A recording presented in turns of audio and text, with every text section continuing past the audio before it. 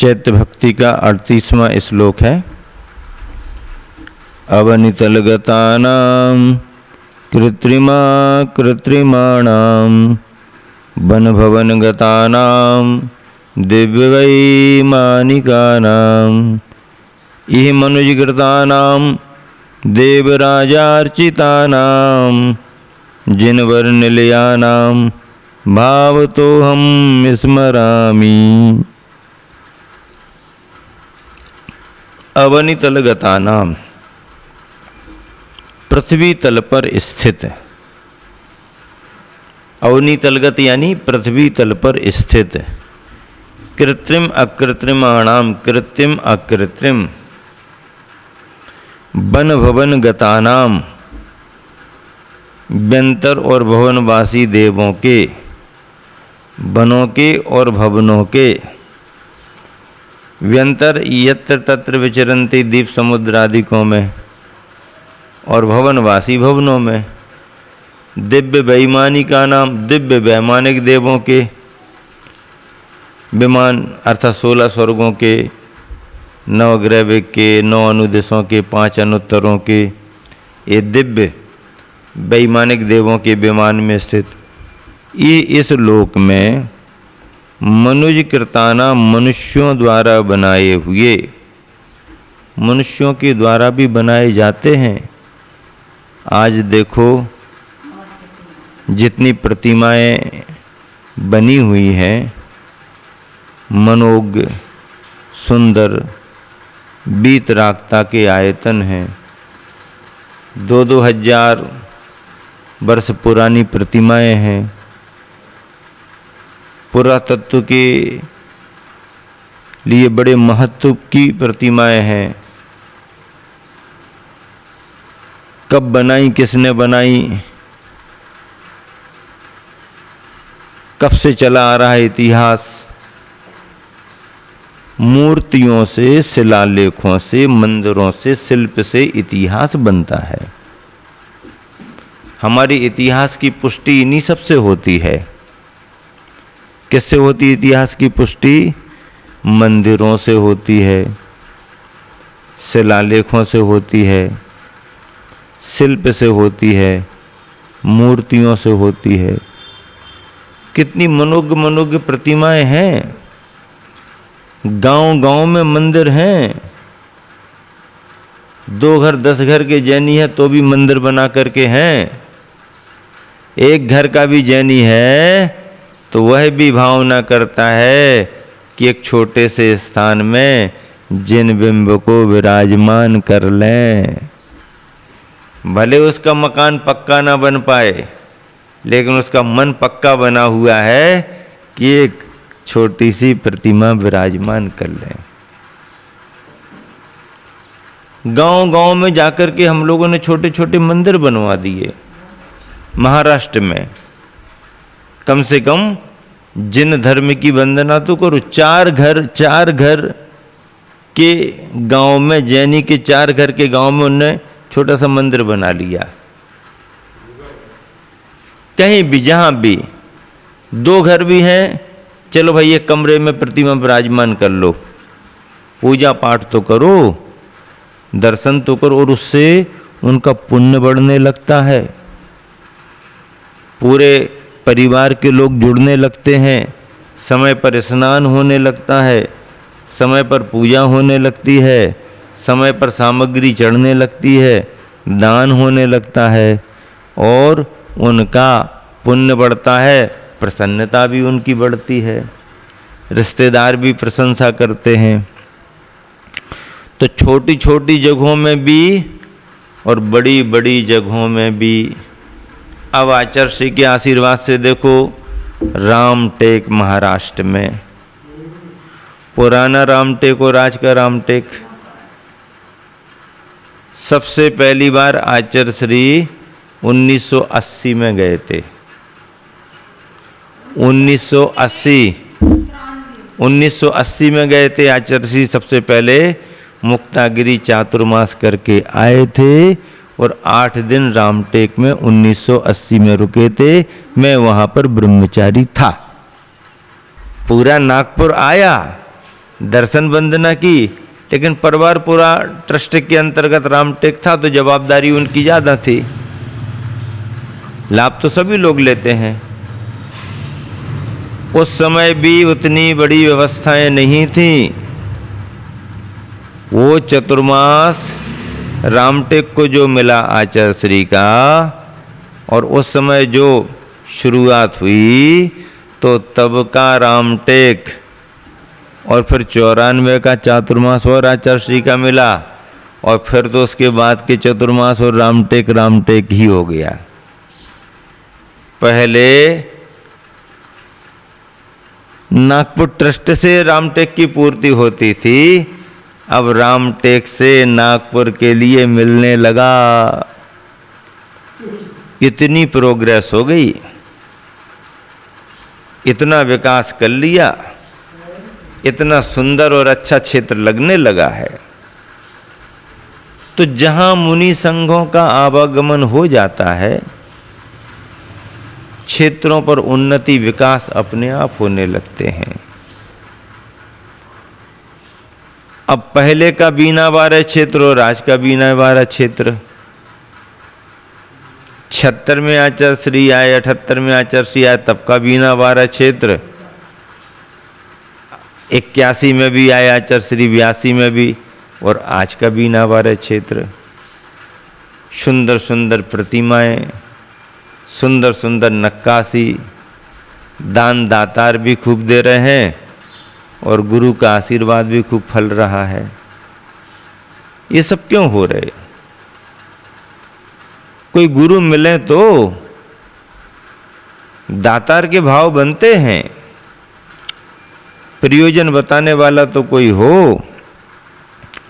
ऐसा करके आज के समय में देखो तो चाहे रामटेक की चर्चा कर लो, चाहे अमरकंटक की चर्चा कर लो, चाहे चंद्रगिरी डोंगरगढ़ क्षेत्र की चर्चा कर लो, चंदाप्रभु भगवान चंद्रगिरी, चाहे नेमावर सिद्धोदय सिद्ध क्षेत्र की चर्चा कर लो, पंचवालियती, चौबीसी, सहस्रकूट जिनालय, वहाँ की चर्चा कर लो, चाहे अब वर्तमान में गुरुजी विराजमान है रहेली पटनागंज की चर्चा कर लो,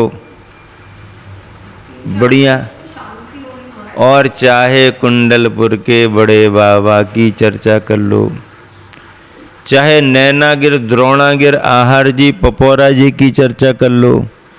आचार्य श्री ने सबको समय दिया, नैनागिर को भी समय दिया, द्रोणागिरी को भी समय दिया, आहार जी को भी समय दिया, पपौरा जी को भी समय दिया,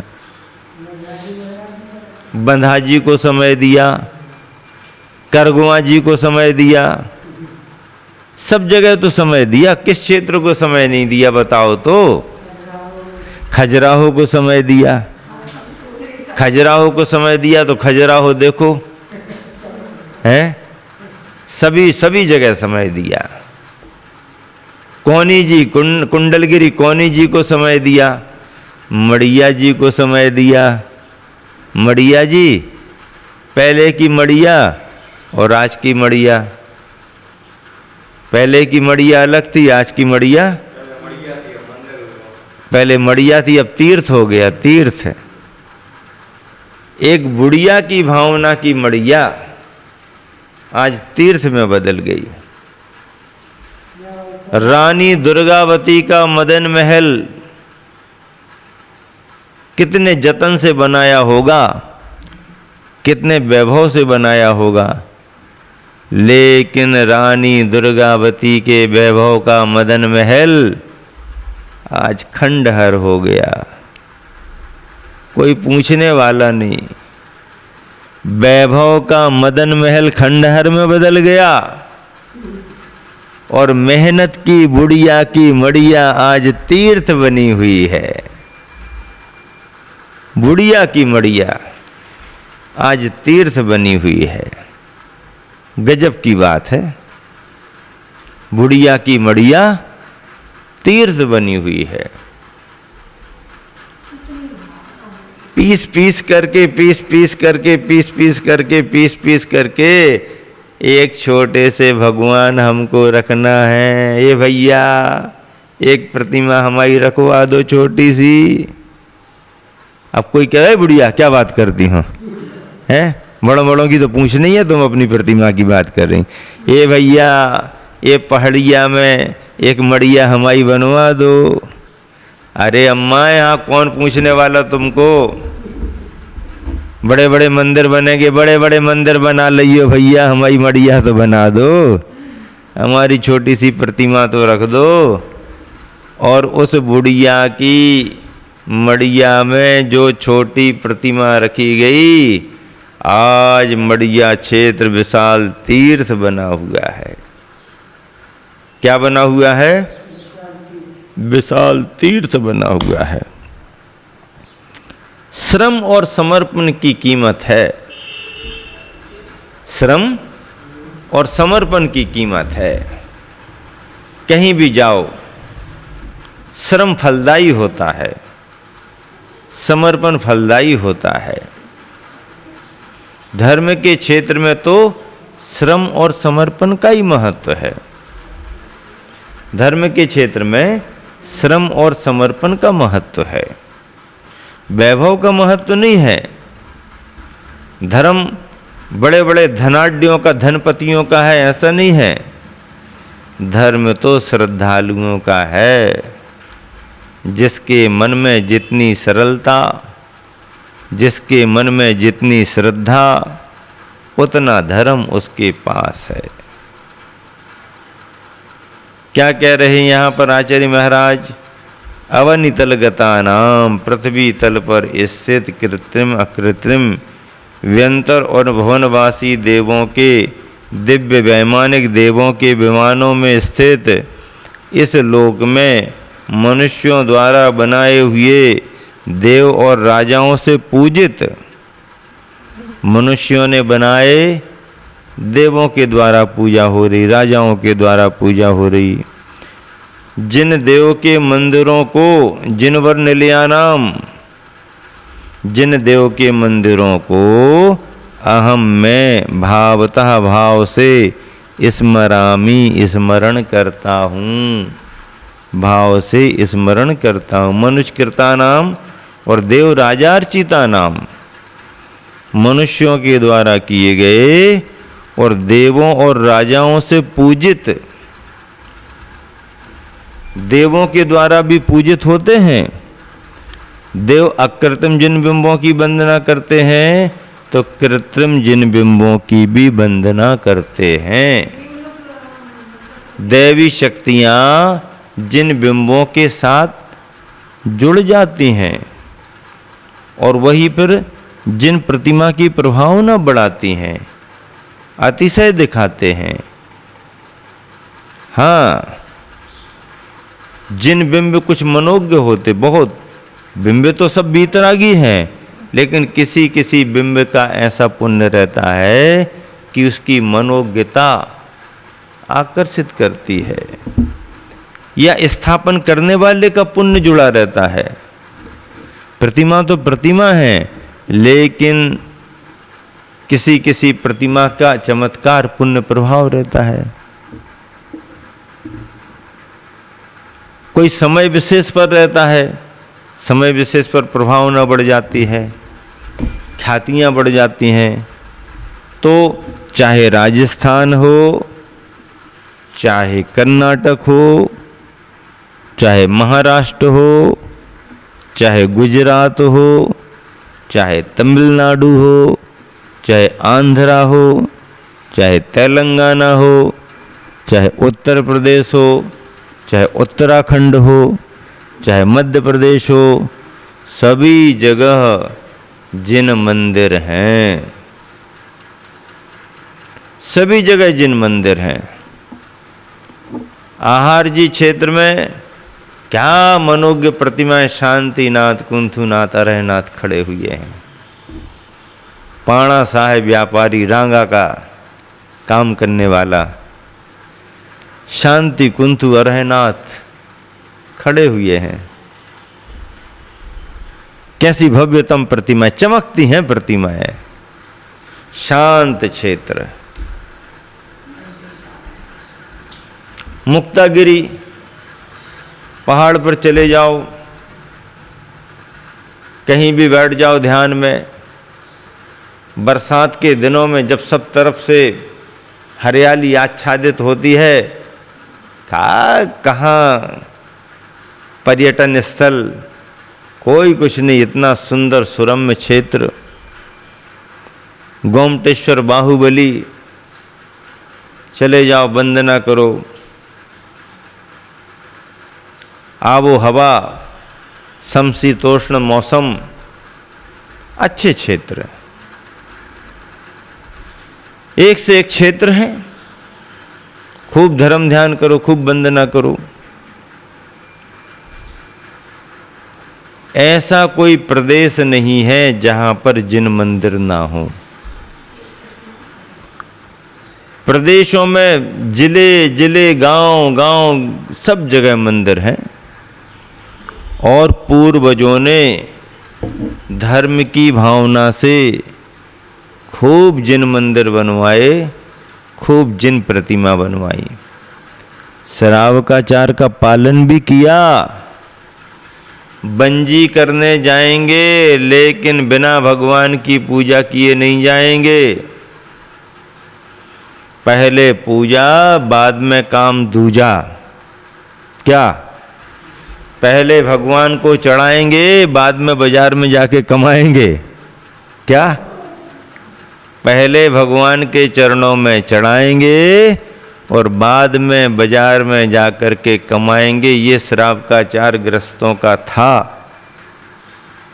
कमाएंगे लेकिन कमाने के पहले भगवान के चरणों में चढ़ाएंगे।